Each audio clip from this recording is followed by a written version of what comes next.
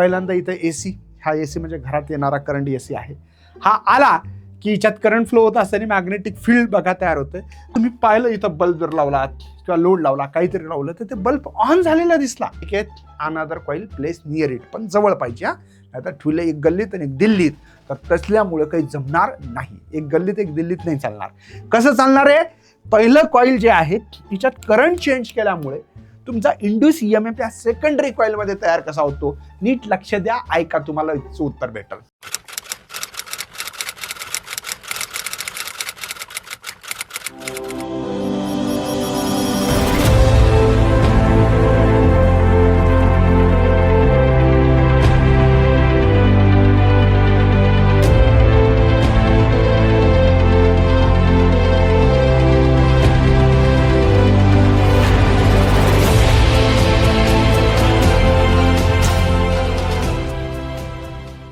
Hello विद्यार्थी मित्रांनो, मी सगळ्यांचं स्वागत करत आहे आपल्या जबरदस्त चॅनलवर.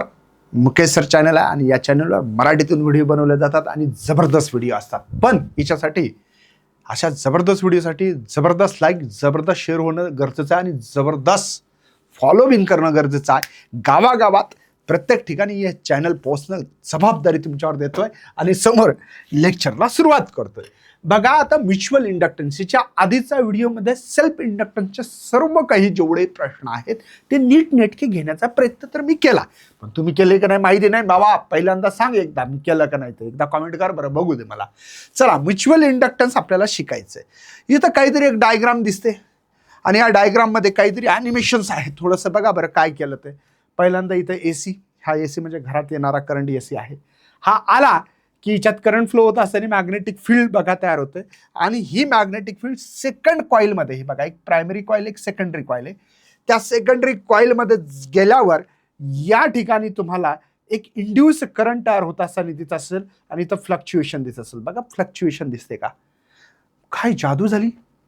एक मी मस्त कॉईल घेतलं, त्या कॉईलच्या तिथे मी काय केलं की एक AC लावला, करंट फ्लो केला, करंट फ्लो झाला आणि तिच्या जवळ एक मी कॉईल ठेवलं. तुम्ही पाहिलं इथं बल्ब जर लावला किंवा लोड लावला, काहीतरी लावलं तर ते बल्ब ऑन झालेला दिसला. हो, काहीच या कॉईलमध्ये केलं नाही मी. जादू झाली, जादू. कशी जादू होते तेच बघायचं म्युच्युअल इंडक्टन्समध्ये. तर चला बघूया प्रश्न कसे येतात हे नीटनेटके बघून घ्या. 2021-17ला क्वेश्चन आला होता, explain the self inductance and mutual inductance असा प्रश्न आला आहे. Following the self inductance mutual inductance definition लिहायची सांगितली किंवा असा प्रश्न आलेला आहे. काय केलं होतं मी, एक सिंपल मी सर्किट समजून सांगण्याचा प्रयत्न करतोय. नीट लक्षात घ्या. माझ्याकडे एक इथं रेहोस्टार्ट घेतो. बघा मी माझ्या पद्धतीने सर्किट ड्रॉ करतोय. इथे रेहोस्टार्ट घेतोय असा, इथे मी बॅटरी घेतोय. याच्या आधी घेतलं होतं सर्किट म्हणून असं घेतोय. ठीक आहे, इथे की घेतोय आणि इथे मी एक प्रायमरी कॉईल म्हणा याला, अशी एक कॉईल घेतलेली आहे. ही की आहे, ही हायर लोअर पोटेन्शियल आहे आणि हा रेहोस्टार्ट आहे. लक्षात येतं का? ओके. दुसरं एक कॉईल घेतलं मस्तपैकी रपचिक, असंच कॉईल घेतो. एक रपचिक एक कॉईल घेतलं. या ठिकाणी मी एक बल्ब लावतो. ठीक आहे, काय करतो, एक बल्ब लावलं इथं. ठीक आहे, काय केलं बघा, इथं मी काम करतोय, इथं करंट फ्लो करतोय, की क्लोज केली की, आणि इथे करंट क्लोज म्हणजे कॉईल म्हणजे करंट म्हणू नका, असं म्हणा की क्लोज केली म्हणजे ऑन केलं तर करंट फ्लो झाली तर काय होतं बरं, मॅग्नेटिक फील्ड तयार होते. अशी मॅग्नेटिक फील्ड तयार होईल. बघा ही मॅग्नेटिक फील्ड तयार झाली. आणखीन मॅग्नेटिक फील्ड, करंट वाढवला तर आणखीन मॅग्नेटिक फील्ड तयार होईल. आता मी इथं काय केलं होतं की बाबा एक कॉईल घेतली, त्या कॉईलमध्ये मी करंट फ्लो केला, करंट चेंज केला तर इथं माझी मॅग्नेटिक फील्ड चेंज झाली. आणि एक जवळ एक कॉईल होतं, त्या कॉईलला धरलं, इकडं आणलं आणि त्याच्या अक्रॉसमध्ये एक बल्ब लावला, लाईट लावला. तुम्ही बघितलं की इथं बल्ब ग्लो होत होता, लाईट लागत होता. या कॉईलमध्ये काहीच केलं नाही बरं, मी काही केलं नाही. मी धरलं फक्त, हे कॉईल जवळ आणलं. कशाच्या? यामध्ये जी प्रोसेस होती ती, हिच्यामध्ये काही करंट फ्लो केला का? नाही. पण जादू काय घडली, ही मॅग्नेटिक फील्ड हिच्यामध्ये आत घुसली, फ्लक्स चेंज झाला, एंटर केले मॅग्नेटिक फील्ड आणि हिच्यामध्ये एक इंड्यूस करंट तयार झाला, इंड्यूस EMF करंट तयार झाला आणि हाच इंड्यूस EMF इंड्यूस करंट या बल्बला तुम्ही काय केलंय, ग्लो केलंय. हेच आपल्याला या ठिकाणी म्युच्युअल म्हणजे एकातून दुसऱ्यात कसं म्युच्युअल केलं हे शिकायचं आहे. तर बघूया आपल्या इकडे प्रॅक्टिकल दिलेलं आहे, डेफिनेशन दिलेली आहे, मस्त रपचिक करायची आपल्याला. या ठिकाणी बघा मी की क्लोज केली, काय येईल बरं, करंट फ्लो होईल. करंट फ्लो झाला मी चेंज केला, करंट चेंज झालं तर हिच्यातून जाणारी मॅग्नेटिक फील्ड चेंज झाली. आणि मी हिच्या जवळ एक अशी कॉईल आणून ठेवली. एक कॉईल पहिली, ही प्रायमरी कॉईल म्हणतात त्याला. याला नाव काय देणार आपण, प्रायमरी कॉईल. ही कोणती आहे, सेकंडरी कॉईल आहे. या सेकंडरी कॉईलमध्ये मी काहीच करणार नाही, फक्त एक कॉईल आणि एक ग्लॅव्हनोमीटर लावलेला आहे. तो करंटला डिटेक्ट करण्याचं काम करतो ग्लॅव्हनोमीटर. मी काय केलं, की क्लोज केली, करंट फ्लो झाला. मी इथं रिओस्टॅटनं इथं रजिस्टन्स चेंज केल्यामुळे करंट चेंज होईल. करंट चेंज झालं तर मॅग्नेटिक फील्ड चेंज. ही मॅग्नेटिक फील्ड पहिल्या कॉईलमधून दुसऱ्या कॉईलमध्ये किती गेली, आपल्याला कपलिंग सुद्धा शिकायचं आहे. पहिल्या कॉईलमधून दुसऱ्या कॉईलमध्ये किती मॅग्नेटिक फील्ड पास झाली, तर तिथं फ्लक्स चेंज होईल. फ्लक्स चेंज झाल्यामुळे इंड्यूस करंट तयार होईल आणि हा इंड्यूस करंट या ग्लॅव्हनोमीटर आपल्याला दिसणार आहे.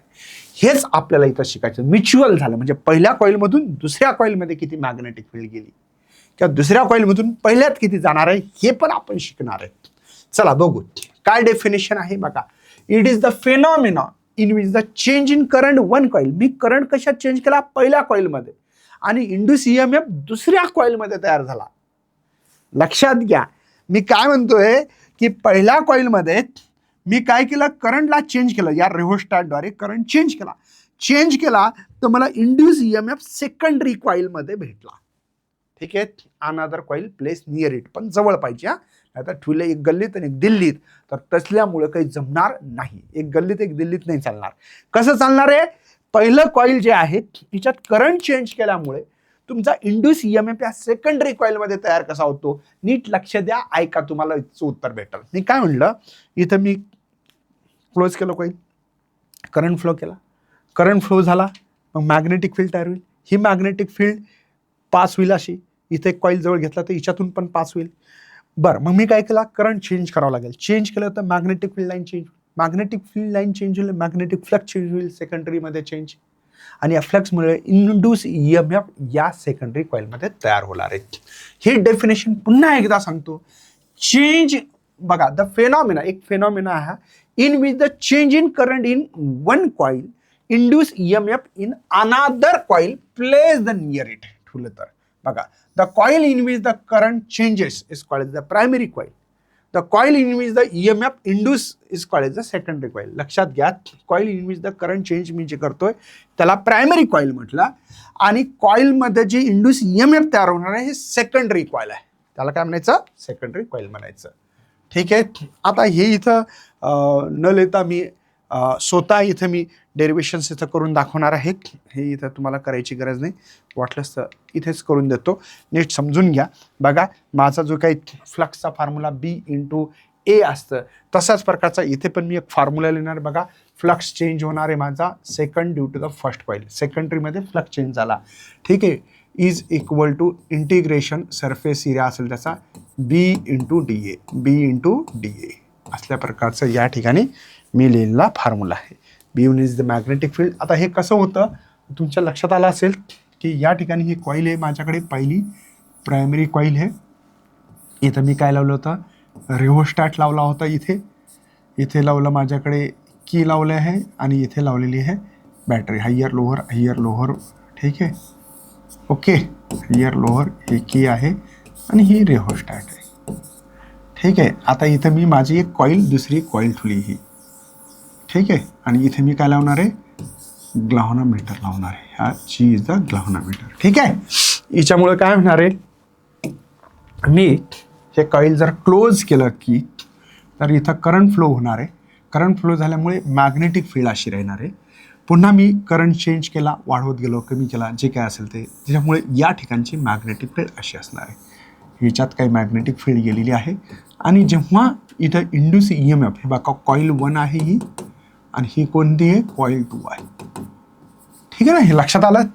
हा सरफेस एरिया पूर्ण किती असतो म्हणून यस लिहू शकता. S2 सरफेस एरिया किती आहे त्याच्यावर डिपेंड आहे. हा फ्लक्स 21 नाही वाचायचं, फ्लक्समध्ये 2 ड्यू टू द फर्स्ट, म्हणजे याचा अर्थ असा आहे की यामध्ये तुम्ही मॅग्नेटिक फील्ड जी आहे ही इथून इथे जाणार आहे. मग वाचताना असं वाचावं लागतं फ्लक्स सेकंड, कारण की या कॉईलमधून किती मॅग्नेटिक फील्ड लाईन पास झालेली आहे, त्याला फ्लक्स सेकंडमध्ये म्हणता येईल. पण कारण प्रायमरी कॉईल करंट चेंज झाल्यामुळे, फर्स्ट कॉईलमध्ये करंट चेंज झाल्यामुळे सेकंडरी कॉईलमध्ये फ्लक्स चेंज होणार आहे. ठीक आहे, बघा फर्स्ट इथं सेकंडरी कॉईलमधला फ्लक्स आहे ड्यू टू द फर्स्ट, म्हणून B1 magnetic field B1 change झाली, एरिया D आहे आणि सरफेस एरिया S2 मधून फ्लक्स चेंज झालेला आहे तुमचा. बरं बघा आता मला काय लिहावं लागेल, flux second due to the first is directly proportional current I1 आहे. समजलं का? याचा अर्थ समजून घ्या. सेकंडरीमध्ये फ्लक्स चेंज झाला ड्यू टू द फर्स्ट कॉईलमुळे, पण त्याचं कारण कोण आहे, डायरेक्टली प्रोपोर्शनल I1 का लिहिलं, I1 मुळे करंट फ्लो, म्हणजे I1 मध्ये जो करंट फ्लो झाला तो चेंज केल्यामुळे सेकंडरीमध्ये फ्लक्स तयार झालेला आहे. नाहीतर इथे जर करंट नसता प्रायमरी कॉईलमध्ये तर ही मॅग्नेटिक फील्ड तुमची तयार झालीच नसती. अरे बाबा इथून करंट फ्लो झाल्यामुळे मॅग्नेटिक फील्ड प्रोड्यूस झाली आणि सेकंडरी कॉईलमधून ते आत घुसली, त्याला फ्लक्स म्हणतात. Flux due to the secondary coil due to the first coil directly proportional current I1. बरं तुम्हाला कॉन्स्टंट लिहावं लागेल, मग इथं है ना, इथं काय लिहावं लागेल, कॉन्स्टंट लिहावं लागेल. आणि हा करंट I1 आहे. मग फ्लक्स कसा लिहितात बघा, second due to the first, mutual inductance second due to the first आणि करंट I1 असं लिहावं लागेल. राईट आहे, मला वाटते सगळ्यांना कळालं असेल. हे काय लिहिलं ते मी, कॉन्स्टंट काय यम हे कोइफिशियंट्स ऑफ म्युच्युअल इंडक्टन्स, जसं L कोइफिशियंट्स ऑफ सेल्फ इंडक्टन्स लिहिलं तसा हा म्युच्युअल इंडक्टन्स आहे. ठीक आहे, मला असं वाटतं की कळालं असेल सर्वांना. मी इथं फॉर्म्युला लिहितो आता. बघा मला EMF या कॉईलमध्ये किती जनरेट झालं हे काढायचं मध्ये, ह्या सेकंडरी कॉईलमध्ये. म्हणून EMF जो आहे तुमचा हा second due to the first equal to minus d∅21 divide by dt. हे लक्षात येतं. म्युच्युअल इंडक्टन्स शिकतो आपण, तर हा इंड्यूस EMF सेकंडरी कॉईलमध्ये, टू म्हणजे सेकंडरी कॉईलमध्ये तयार होतो due to the first coil. ठीक आहे, म्हणून हा रेट ऑफ चेंज ऑफ, हा लिन्सचा लॉ आहे आपल्याकडे, d∅dt. पण 2-1 का लिहिला, 2 म्हणजे सेकंडरीमध्ये फ्लक्स चेंज झाला ड्यू टू द फर्स्ट कॉईलमुळे. बरं मग आपल्याकडे याची व्हॅल्यू पुटअप करतोय, ∅21 मी यमला बाहेर काढतो आधीच, हे यम जे बाहेर काढतो, second due to the first, इथं करंट di1 अपॉन dt. हे कळालं का, ∅21 ची व्हॅल्यू टाकली बघा, यम म्हणजे mutual inductance of second due to the first. हा करंट फर्स्ट कॉईलमुळे चेंज झाला, या फर्स्ट कॉईलमध्ये करंट चेंज केला. काय म्हणतो लक्षात घ्या, इथे करंट या रेझिस्टरद्वारे चेंज केल्यामुळे इंड्यूस EMF सेकंडरी कॉईलमध्ये तयार झाला. याचा अर्थ असा आहे बघा, rate of change of current in primary coil, induce EMF in secondary coil, induce EMF produce in secondary कॉईलमध्ये झालं. हे तुमच्या लक्षात आलं असेल. ठीक आहे, काही टेन्शन नसावं अशी अपेक्षा व्यक्त करतो आणि समोर जातोय. हे प्रत्येकाच्या डोक्यात येणं गरजेचं आहे साधंच इक्वेशन, पण थोडंसं डाऊट असेल तर कॉमेंट करा, निश्चित त्याचं उत्तर देण्याचा प्रयत्न करेल मी. चला आता काय झालं बरं, आता इथे बी एक करंट तयार होणार आहे, इंड्यूस करंट. हा करंट कसा तयार होतो, जर याच्यात क्लॉकवाईज असेल असा, तर याच्यात अँटी क्लॉकवाईज तयार होऊन या मॅग्नेटिक फील्डला कमी करण्यासाठी प्रयत्न करेल. कारण तुमची मॅग्नेटिक फील्ड विरुद्ध दिशेने का तयार होईल, लेन्स लॉ है ना, जो हो रहा है इसको अपोज करो, जे होत आहे त्याला अपोज करायचंय, लक्षात राहू द्या. म्हणजे ही मॅग्नेटिक फील्ड आत घुसते का, मग हा कॉईल एक असा इंड्यूस EMF इंड्यूस करंट तयार करतो जे होत आहे त्याला विरोध करतोय. म्हणजे हिच्यात सुद्धा इंड्यूस EMF तयार झालेला आहे. म्हणजे आता तुम्हाला फ्लक्स तयार होणार आहेत ∅12 directly proportional to the current I2. म्हणजे याच्यात एक असा करंट, जर याच्यात असा क्लॉकवाईज करंट असेल समजा, तर याच्यात अँटी क्लॉकवाईज करंट तयार होईल बरं बाबा. आणि हा अँटी क्लॉकवाईज करंट तयार झाल्यामुळे मॅग्नेटिक फील्ड तयार होईल आणि ही मॅग्नेटिक फील्ड हिच्यात घुसेल ना, असे जसे हिच्यात घुसली तशी ही पण या लाईन बघा, एक व्हाईट आहे एक ब्ल्यू दिसते. लक्षात येते का, म्हणजे आता फ्लक्स तयार कशात झाला, प्रायमरी कॉईल मध्ये, म्हणजे हिच्यात लाईन घुसल्या प्रायमरी कॉईलमध्ये. कोणामुळे, हिच्यात इंड्यूस करंट तयार झाला. याला I1 करंट म्हणा, याला I2 करंट म्हणा. ह्या I2 जो करंट आहे यामुळे फ्लक्स तयार झालेला प्रायमरी कॉईलमध्ये ड्यू टू द सेकंडरी. चला सर, याला पण आपल्याला आता लिहायचं सविस्तर मस्तपैकी रपचिक बघा. First coil due to the second. First coil due to the second. First coil due to the second equal to इथं यम लिहितो मी 1-2 आणि हा करंट आहे I2. समजलं का तुम्हाला? फ्लक्स हा फर्स्ट कॉइलमध्ये due to the first equal to constant लिहिलं मी तिथं है ना 1-2 करंट I2 म्हणजे I2 करंट इंड्यूस करंट तयार झाल्यामुळे फ्लक्स प्रायमरी कॉइलमध्ये तयार झाला. आता पुन्हा तसंच इंड्यूस EMF काढू आता आपण. Induce EMF of first coil due to the second coil म्हणजे याच्यात पण या कॉइलमध्ये इंड्यूस करंट तयार झाल्यामुळे मॅग्नेटिक फील्ड पास झाली सेकंडरी कॉइलमध्ये म्हणजे फ्लक्स झाला आता हा प्रायमरी कॉइलमध्ये, सेकंडरी नाही प्रायमरी. याच्यात इंड्यूस EMF तयार होईल फर्स्ट कॉइलमध्ये due to the second equal to माझ्याकडे फॉर्म्युला असतो d∅/dt. पण फाय कोणता आहे? फर्स्ट कॉइलमध्ये फ्लक्स तयार झाला ड्यू टू द सेकंडरी. ठीक आहे ना? तर हा फाय 1-2 नाही है ना EMF of first coil due to the secondary असं मला वाटलं असं मायनस. आता हे फायची व्हॅल्यू आपल्याला माहिती आहे M12 है ना di2 divide by dt di2/dt. हा तुमच्याकडे इक्वेशन भेटलाय. हे इक्वेशन भेटलंय. काही टेन्शन आहे बाबा? समजलं? Induce EMF of first coil due to the second equal to M12 rate of change of current of secondary coil. Rate of change of current secondary कॉइलमध्ये current change झाल्यामुळे induce EMF हा first कॉइलमध्ये तयार झालेला आहे. मला वाटते सगळे इक्वेशन्स आरामशीर आणि मस्तपैकी समजून सांगण्याचा प्रयत्न केला. जर हे सिमेट्री असत म्हणजे ह्या जी प्रायमरी कॉइल आणि सेकंडरी कॉइल जर सेम असेल, सेम म्हणजे सेम मटेरियल असेल, सिमेट्री असेल तर तुम्ही याला लिहू शकता M12 या M21 is equal to M जर लिहिला असतं तर काय झालं असतं सर? म्हणजे हे इक्वेशन पहा किंवा हे इक्वेशन्स पहा. याच्यावरून तुम्हाला म्युच्युअल इंडक्टन्सची एक डेफिनेशन्स लिहिता येईल. सर बघा हे आहे 2-1 तर करंट I1 असेल किंवा याला जर पाहिलं तर बघा 5-1-2 डिवाइड बाय I2. हे लक्षात येतं का? म्हणजे mutual inductance is defined as flux of secondary coil due to the first coil 2 म्हणजे divided current of primary coil. Primary कॉइलमध्ये जर करंट चेंज झाला तर फ्लक्स सेकंडरी कॉइलचा चेंज होतो. हा त्याचा अर्थ आहे. इथे फ्लक्स फर्स्ट कॉइलचा जर चेंज होत असेल सेकंडरी कॉइलमुळे तर करंट हा सेकंडरी कॉइलमध्ये असणार आहे. म्हणजे इथं करंट असेल तर फ्लक्स सेकंडरीमध्ये असेल, सेकंडरीचा करंट असेल तर फ्लक्स प्रायमरी कॉइलचा असेल. हे याच्यावरून लक्षात आलं. आणि याच्यावरून एक डेफिनेशन सुद्धा आपल्याला लिहायची आहे. ती लक्षात घ्या. यम बघा म्युच्युअल इंडक्टन्स आहे. सेकंडरीमध्ये जर फ्लक्स चेंज होत असेल तर करंट हा प्रायमरीचाच असेल किंवा ऑरमध्ये तुम्ही याला असं लिहू शकता यम म्युच्युअल इंडक्टन्स आहे. जर प्रायमरीमध्ये जर फ्लक्स असेल तर करंट हा सेकंडरीचाच असेल.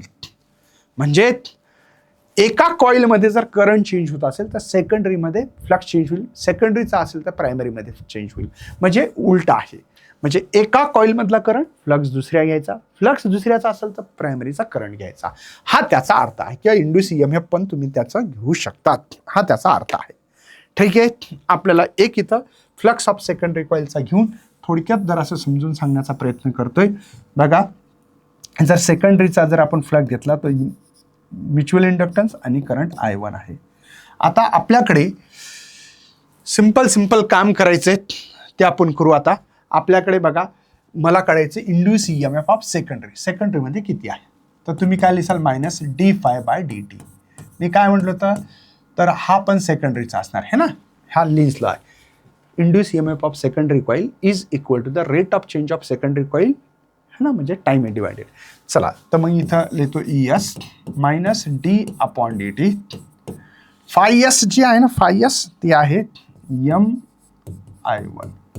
चला म्युच्युअल आपलं induce EMF of secondary coil हा -m इथं बघा rate of change of current in primary coil. मी म्हणलो होतं ना आधीच जेव्हा तुमचं प्रायमरी कॉइलचं मध्ये जर करंट चेंज होत असेल तर इंड्यूस EMF हा सेकंडरीमध्ये असेल. बघा बरं di1 म्हणजे rate of change of current in primary coil आणि induce EMF of secondary coil. तुम्ही असं इथं लिहू शकता.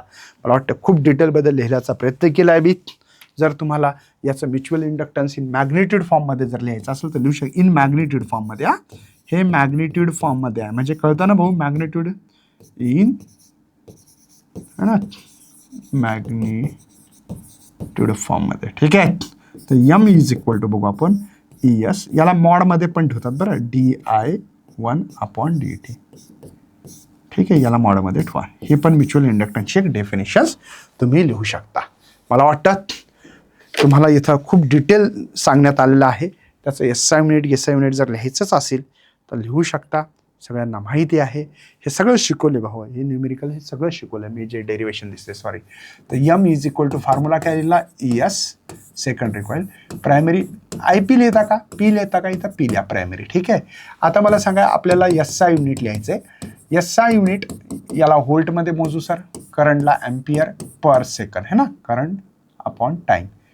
तर हा VS म्हणजे सेकंड एम्पियर, तर याला हेनरी म्हणू आपण, हेनरी SI युनिट आहे. ठीक आहे, मला वाटतं समजलं असेल. आता आपल्याला कपलिंग बघायची. आता कपलिंग काय असतात, पहिल्या कॉईलने करंट चेंज केल्यामुळे जी मॅग्नेटिक फील्ड तयार झाली हे सेकंडरीमधून किती पास होते त्याला कपलिंग म्हणतात. कपलिंग म्हणजे पहिल्यामध्ये जी मॅग्नेटिक फील्ड आहे ती दुसऱ्यामध्ये किती एंटर झाली त्याला कपलिंग म्हणतात. जसं की मी इथं तुम्हाला एक उदाहरण सांगतो. आता ही आपल्याकडे आहे कॉईल.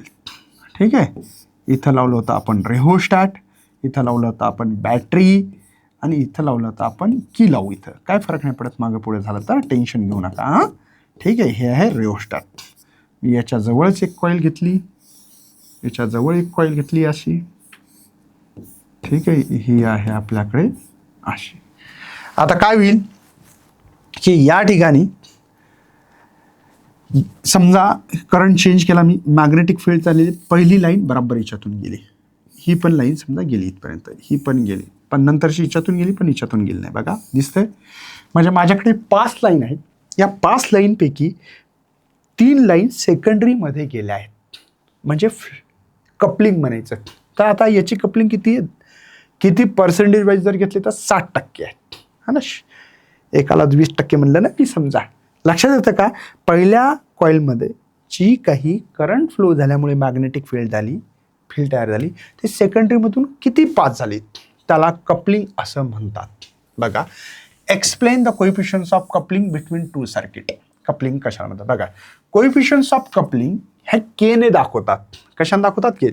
मेजर द पोर्शन, काय कपलिंग काय करतं तर मेजर करते portion flux that rich coil 2, म्हणजे ही कॉईल 1 होती आपली, आत्ताच बोललो तुम्ही, आणि हे जी आहे कॉईल 2. लक्षात आलं काय म्हणतो बघा, major the portion of flux that reach the coil सेकंडमध्ये which is the vicinity of coil 1, म्हणजे एक पहिल्या कॉईलमधून दुसऱ्या कॉईलमध्ये किती मॅग्नेटिक फील्ड पास झाली है ना, त्याला कपलिंग म्हणायचं. Greater coefficients of coupling, greater mutual inductance. जेवढं जास्त या लाईन सेकंडरी कॉईलमधून पास होतील, पहिल्या कॉईलमध्ये जी मॅग्नेटिक फील्ड तयार केली, करंट फ्लो झाल्यामुळे मॅग्नेटिक फील्ड तयार होते. माहिती आहे तुम्हाला, पार्टनर आहे इलेक्ट्रिक आणि मॅग्नेटिक फील्ड, पार्टनर. ठीक आहे, जोडीदार. पहिल्या कॉईलमध्ये जी मॅग्नेटिक फील्ड तयार झाली या सेकंडरीमध्ये किती गेली, याला कपलिंग म्हटलं आपण. ग्रेटर कपलिंगचा अर्थ काय, म्युच्युअल इंडक्टन्स जास्त होणे, म्हणजे पहिल्या कॉईलमधून दुसऱ्या कॉईलमध्ये जास्त जाणे. बघा, inductance of any circuit proportional to the induce voltage in develop, this is equal to the mutual inductance. म्हणजे इंडक्टन्स एनी सर्किट म्हणजे काय, proportional to the induce voltage, induce EMF किती डेव्हलप झाला है ना. चला बघू आपण या ठिकाणी एक मला वाटतं थोडंसं न्यूमेरिकल पार्ट आहे, तो आपल्याला समजून घ्यायचा आहे आणि साधा सोपा आहे. म्युच्युअल इंडक्टन्स हे डायरेक्टली प्रोपोर्शनल आहे induce EMF of secondary coil due to the primary कॉईलमुळे. म्हणजे मला असं म्हणायचं आहे की भावा, तुमच्याकडे हे जे काही कॉईल दिलं है ना, हे कॉईलमध्ये रेहोस्टॅट इथे तुमचा हायर लोअर पोटेन्शियल आहे, हे की आहे. ठीक आहे, हे की हे हायर लोअर पोटेन्शियल आहे आणि ही रेहोस्टॅट आहे. ठीक आहे, ओके. आणि इथे आहे तुमचं गॅल्व्हनोमीटर. समजतं. आता माझं काय म्हणणं आहे, म्युच्युअल होणं म्हणजे काय, पहिल्या कॉईलमध्ये तुम्ही की क्लोज केल्यानंतर करंट फ्लो झाला. करंट फ्लो झाल्यामुळे मॅग्नेटिक फील्ड तयार झाली. अशी करंट फ्लो होईल तर मॅग्नेटिक फील्ड अशी असेल. आणि या मॅग्नेटिक फील्ड प्रायमरी कॉईलमधून तयार झालेली सेकंडरीमध्ये किती पास झाली. तर इथे करंट चेंज होत असेल आणि इथे इंड्यूस EMF तयार होणार आहे. हा induce EMF secondary due to the first कॉईलमुळे तयार झाला E21. पण हे म्युच्युअल किती झालं त्याच्यावर डिपेंड आहे. जितकं जास्त म्युच्युअल होईल म्हणजे पहिल्या कॉईलमधून दुसऱ्या कॉईलमध्ये जी मॅग्नेटिक जास्तीत जास्त म्युच्युअल होईल तेवढा इंड्यूस EMF तयार होईल सेकंडरी कॉईलमध्ये. तेच तर इथं मॅथमॅटिकल लिहिलं मी, मॅथमॅटिक्सच्या फॉर्ममध्ये लिहिलं आहे. चला मग आपल्याला हे काढून बघा. Induce EMF secondary coil due to the first coil हा डिपेंड करतो नंबर्स ऑफ टर्न किती आहे सेकंडरी कॉईलच्या. आता याच्या नंबर्स ऑफ टर्नला N1 म्हणा, याच्या N2 म्हणा. म्हणजे N2 नंबर्स ऑफ टर्न किती आहेत. जितकं नंबर्स ऑफ टर्न जास्त तितका इंड्यूस EMF जास्त तयार होतो. आणि दुसरं कपलिंग किती झाली आणि पहिला फ्लक्स किती आहे याच्यावर पण डिपेंड करतं. या 3 गोष्टी आहेत, नीट लक्षात घ्या. हा induce EMF of secondary coil due to the first coil कशावर डिपेंड आहे. तर नंबर 1 कपलिंग किती होते, के म्हणजे कपलिंग किती होते नंबर 1. नंबर्स ऑफ टर्न किती आहेत N2. आणि Φ1 म्हणजे हा जो काही फ्लक्स आहे याच्यातून किती पास होतो. Φ1 जितका प्रोड्यूस होईल, फ्लक्स जितका असेल इथं तितका डिपेंड करेल ना तिकडे. पण एक आणखीन माहिती आहे मला की Φ1 हा डायरेक्टली प्रोपोर्शनल N1 वर आहे. नंबर्स ऑफ टर्न जितके जास्त तितका फ्लक्स प्रायमरी कॉईलचा जास्त. मग मी इथे लिहितो बघा, flux induce EMF of secondary coil due to the first coil directly proportional. इथे N2, इथे ब्रॅकेटमध्ये के N1 असं लिहिलं तर चालेल. बरं, आपण मला वाटतं आणखीन एक टॉपिक शिकलो की कॅपिटल L स्मॉल l है ना, कोएफिशियंट्स ऑफ सेल्फ इंडक्टन्स हा शिकलो होतो. Is equal to mu naught N square A. मग ह्या N म्हणजेच काय असतं, numbers of turn per unit length. माहिती आहे तुम्हाला, माहिती आहे. म्हणजेच इथं काय होईल की मला असं वाटतं की L is equal to mu naught N square A upon L square. आणि हा L आहे तर L गेट बी कॅन्सल होईल. तर या नंबर्स ऑफ टर्नवर डिपेंड आहे बघा. L ही डायरेक्टली प्रोपोर्शनल नंबर्स ऑफ टर्नवर डिपेंड आहे. हा ना, नंबर्स ऑफ टर्न फार महत्त्वाचे आहेत. म्हणजे मला असं सांगायचं आहे की हे जे काही तुम्ही लिहिलेलं L हा जो काही डिपेंड आहे हा N वर डिपेंड आहे. बघा रे, असं लिहिलं नाही. Coefficients of self inductance per unit length is equal to mu naught N square A. हे आपण सोलेनाइडचा क्वेश्चन्स पाहिला तिथं बघितलेलं आहे. म्हणजे याचा अर्थ सर की L directly proportional N square कुठून आलं माहिती आहे ना.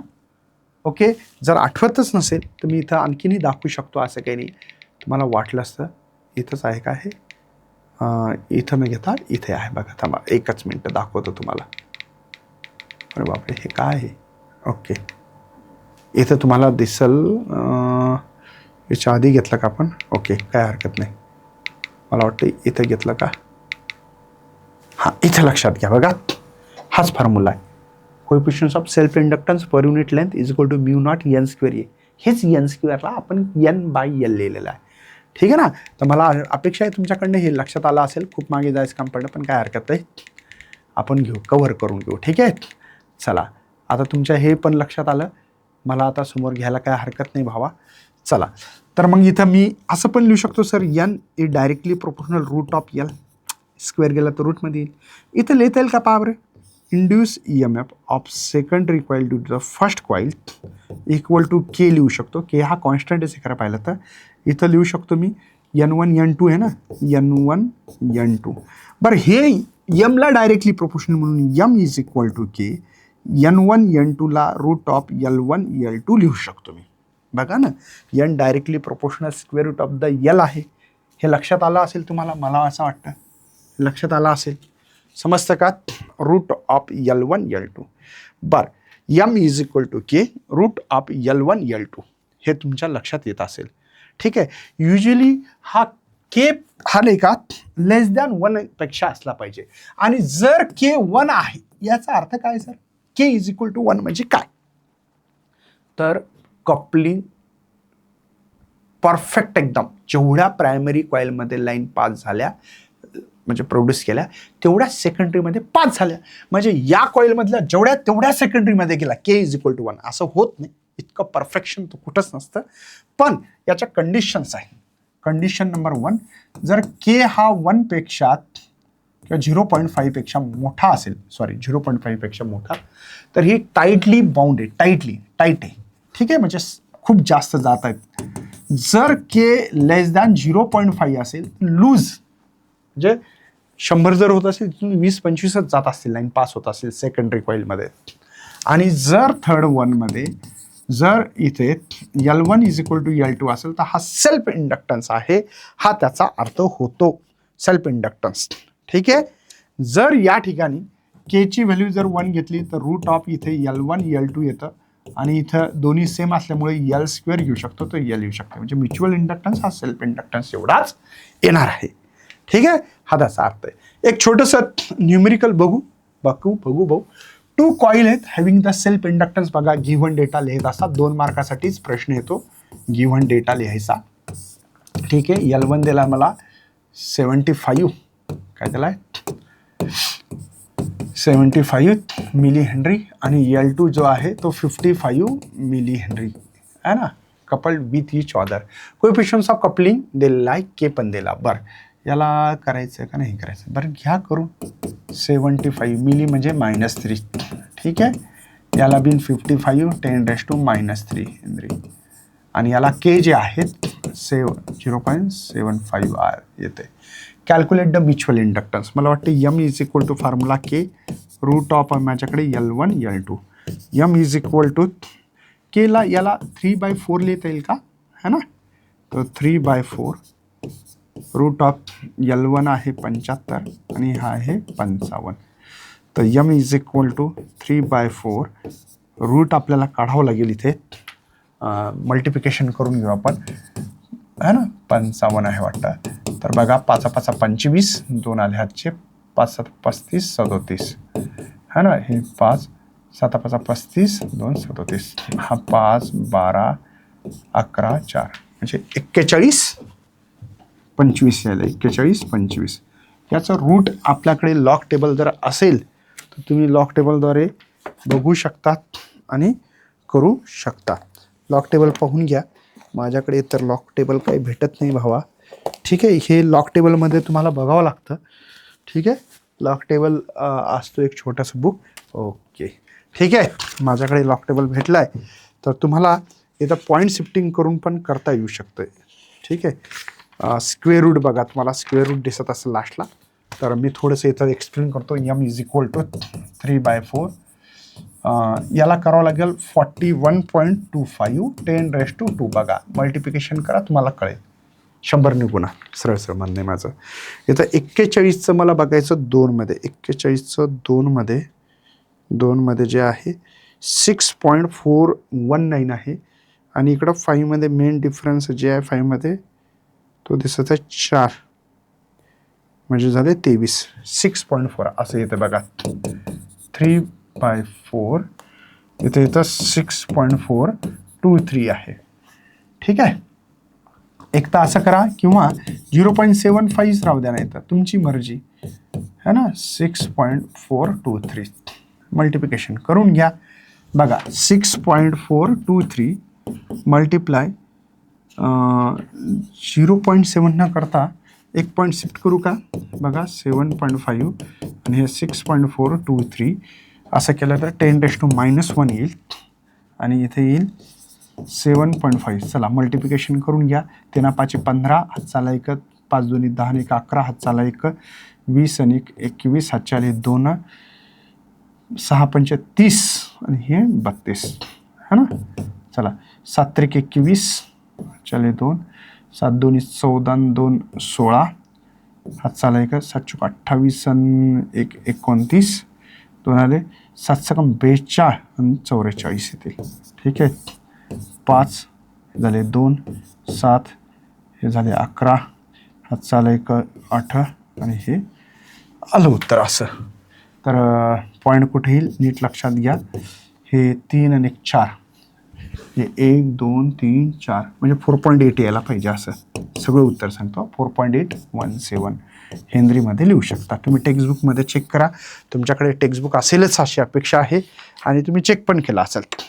48 मिली हेनरीमध्ये लिहिलं का उत्तर? अरे बापा, मिली हेनरीमध्ये आहे ना भाऊ, हे मिली हेनरीमध्येच आहे ना. काहीतरी गोंधळ झाला आहे, नीट नेटकं चेक करा. मला असं वाटतं पुस्तकात गोंधळी का आपल्यात गोंधळी, पाहून घ्या भाऊ. मिली हेनरीमध्ये उत्तर दिलेलं आहे. माझं उत्तर असं आलं आहे, पुस्तकात थोडंसं वेगळं आलं आहे.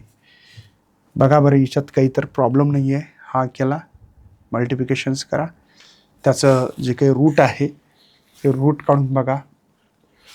48 पॉईंट लिहिता येतं आहे. 7×42 बरोबर आहे, पण 10⁻⁻1 आहे ना, 0.75 आहे. 0.75 आहे. माझं हे उत्तर आलं भाऊ. ठीक आहे, मिली हेनरीमध्ये लिहू शकतो कारण की मी इथं कन्व्हर्ट नाही केलं. जर कॉमेंट करा तुम्हाला जमत असेल तर. चला नेक्स्ट बघू. आपल्याकडे ट्रान्सफॉर्मर आहे, लास्टचा टॉपिक आहे, मस्त घेऊया. बघा ट्रान्सफॉर्मरमध्ये काय केलं आहे की इथाच्या मेटलच्या फ्रेम असतात. हे कुठं भेटतं? ट्रान्सफॉर्मर म्हणजे डीपी माहिती आहे का? डीपी तुमच्या गावात असेल, डीपी जळाली असं म्हणतात. कॉमेंट करा बरं किती जणांना डीपी माहिती आहे गावाकडे. ते डीपी जळाली गावातली लाईन जाते. आता 3 फेज डीपी आली, माहिती आहे का तुम्हाला? ऐकलं का? तसंच आहे आपल्या घरी नाही का. जेव्हा व्होल्टेज ॲक्च्युली एक रोडच्या काठाने जर तुम्ही गेला तर बघा एक खूप मोठं सबस्टेशन असते, माहिती आहे का तुम्हाला? खूप मोठ्या इलेक्ट्रिसिटीच्या मशीन्स असतात, ट्रान्सफॉर्मर असतात मोठमोठाले. तिथून व्होल्टेज आपल्या घरी 230, 220, 240पर्यंत येतं. फ्लक्च्युएशन होत असते थोडंफार, ठीक आहे ना. आता मग हे व्होल्टेज खरंच घरात जेवढं येतं तेवढंच तिथे येते का? नाही, तिथं तर 33 kV, 33 kV मी जे पाहिलं तर 33 kV. के म्हणजे 1000, 33 गुणिला 1000, 33,000 व्होल्ट होतं तिथं. तिथून आपल्या घरात 230 व्होल्ट आलं. विचार करा मग हे कसं येते बरं? ट्रान्सफॉर्मर वापरतात, high voltage to low voltage करतात आणि ते लो व्होल्टेज आपल्या घरात येतं. आणखीन घरातलं एक उदाहरण देऊ का? आपलं जे चार्जर असतं ना फोनचं, तुम्ही चार्जिंग करता का फोनमध्ये? तर त्या ठिकाणी त्या चार्जिंगला एक आतमध्ये ट्रान्सफॉर्मर असतं. तुम्ही फोडून बघा, अशी एक डब्बी असते, अशा प्लेट असतात, त्याला वायर गुंडाळलेली असते. मग हे काय करतं की आपल्या घरात आता बल्बसुद्धा कमी व्होल्टेजवर, कमी वॅटवर चाललं. बघा 10 वॅट, 5 वॅटचे लाईट आलेले आहेत, म्हणजे कमी लाईट जळते त्यांना. म्हणजे त्यात ट्रान्सफॉर्मर लावलं, high voltage to low voltage करण्याचं काम करते. मग होतं काय? इथं असतात अशा प्रकारच्या मेटल फ्रेम.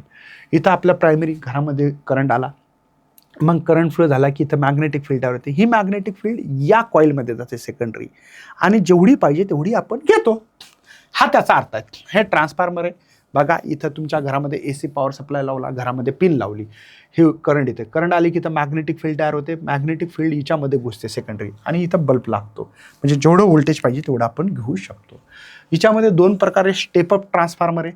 स्टेपअप म्हणजे बघा इथं कमी लाईन दिसेल, ह्या ग्रीन 1 2 3 4 5 आहेत, आणि सेकंडरीमध्ये जास्त आहेत. बघा 1 2 3 4 5 6 7 8 9, म्हणजे हे स्टेपअप झालं. स्टेपअप म्हणजे प्रायमरी कमी, सेकंडरीला जास्त जर वाइंडिंग असेल त्याला स्टेपअप ट्रान्सफॉर्मर म्हणतात. स्टेप डाऊन म्हणजे कमी आउटपुटला सेकंडरीला. बघा इथं तुम्हाला जास्त रेडमध्ये कमी दिसतील, म्हणजे हा स्टेप डाऊन आहे. ठीक आहे, आपण शिकू. याच्यावर भरपूर क्वेश्चन येतात.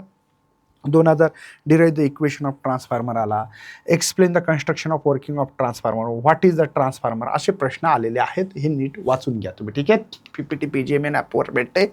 आता आपल्याला करायचं काय तर शिकूया. ट्रान्सफॉर्मर समजला, व्होल्टेजचं ट्रान्सफॉर्मर करायचं, ट्रान्सफर करायचं, high to low, low to high. Current पण high to low, low to high करत असताना आपल्याकडे ट्रान्सफॉर्मरचा यूज केला जातो. व्होल्टेज कमी करायचं किंवा जास्त जरी करायचं असेल तर आपण कोणाचा उपयोग करतो? ट्रान्सफॉर्मरचा उपयोग करून high to low, low to high व्होल्टेजचा उपयोग करणार आहे. बघा transformer is an electrical device which convert low alternating voltage at high किंवा high alternating voltage at low current, vice versa. High to low, low to high करण्यासाठी use केला जातो ट्रान्सफॉर्मरचा. Principal काय? म्युच्युअल इंडक्टन्सचा वापर करणारे आपण जे शिकलो. Wien ever the magnetic flux link with coil changes the EMF induce in neighbouring coil. जर तुम्ही जेव्हा बी इथले मॅग्नेटिक फ्लक्स लिंक करसाल सेकंडरी कॉईल, तर ते इंड्यूस EMF तुमचा तयार होणार. हे म्युच्युअल इंडक्टन्सचं काम आहे. बघा हे कोर आहे, प्लेट असतात, बघा कॉपरच्या त्याला वायर इकडल्या पार्टला प्रायमरी म्हणतात, तिकडल्याला सेकंडरी म्हणतात. आता तुमच्या हे प्रश्न समजला का? जेव्हा इथं करंट चेंज होतो तेव्हा ही मॅग्नेटिक फील्ड रेड पेननं काढतो वाटलंच म्हणजे लक्षात येईल तुम्हाला. बघा इथे होईल आणि ही सेकंडरी कॉइलमध्ये जाईल. हे अशा बघा ही मॅग्नेटिक फील्ड तयार झाली. कळालं का तुम्हाला? ही मॅग्नेटिक फील्ड प्रायमरीची सेकंडरीमध्ये गेली. कळालं का? इथं इंड्यूस EMF तयार होतो आणि जेवढं पाहिजे या नंबर्स ऑफ टर्नवर डिपेंड आहे. ठीक आहे, चला आपल्याला आता इथं थोडंसं इक्वेशन्स शिकायचं, ते महत्त्वाचं आहे. ठीक आहे, आता मला सांगा आपल्याकडे प्रायमरीमध्ये किती फ्लक्स आहे? हा डिपेंड करतो नंबर्स ऑफ टर्न प्रायमरीमध्ये किती आहेत आणि फ्लक्स किती आहे प्रत्येक कॉइलमध्ये. ठीक आहे, लक्षात आलं? प्रायमरीमध्ये किती फ्लक्स आहे, टोटल फ्लक्स म्हटलं मी, तो डिपेंड करतो नंबर्स ऑफ टर्न प्रायमरी आणि प्रत्येक प्रायमरीच्या कॉइलमध्ये जे काही फ्लक्स असतं, फ्लक्स म्हणजे त्या गिव्हन एरियामधून किती पास झाला. नेक्स्ट आहे सेकंडरी, तर numbers of turn off secondary आणि हे आहे प्रत्येक प्रायमरी म्हणजे प्रत्येक फ्लक्सचं प्रत्येक कॉइलमधलं. ठीक आहे, आता आपल्याकडे जर लॉ वापरायचं तर मायनस d∅dt असा लिनचा लॉ आहे. प्रायमरीसाठी P लिहा, सेकंडरी असेल तर यस लिहा. बरोबर आहे. मग मी इथं लिहितो मायनस d/dt. ठीक आहे, प्रायमरीचा जो फ्लक्स आहे तो आहे NP आणि हा आहे ∅. कळालं का? हा जो काही प्रायमरीचा आहे नंबर्स ऑफ टर्न प्रायमरी आणि ∅, याला मला कसं लिहिता येईल बरं? प्रायमरीमध्ये इंड्यूस EMF किती तयार होईल, तर तो तयार होणार आहे minus NP numbers of turn किती आहेत आणि किती फ्लक्स चेंज होतोय याच्यावर माझं तुमचं induce EMF of primary coil depend असणार. याला इक्वेशन्स 1 लिहा. सिमिलर वे करून त्याला सेकंडरीचं पण काढता येईल. मायनस फक्त यस लिहावं लागेल बघा d∅dt. हा तर प्रत्येक कॉइलमधला फ्लक्स आहे. हा इक्वेशन 2 आहे. मला काढायचं आहे इथे, आपल्याला काढायचं आहे सेकंड बाय फर्स्ट इक्वेशन्स करू आपण. मला रेशो काढायचा ES/EP करा. ठीक आहे, याचा जे आहे ते आहे मायनस NS है ना d∅dt divided by minus NP d∅dt.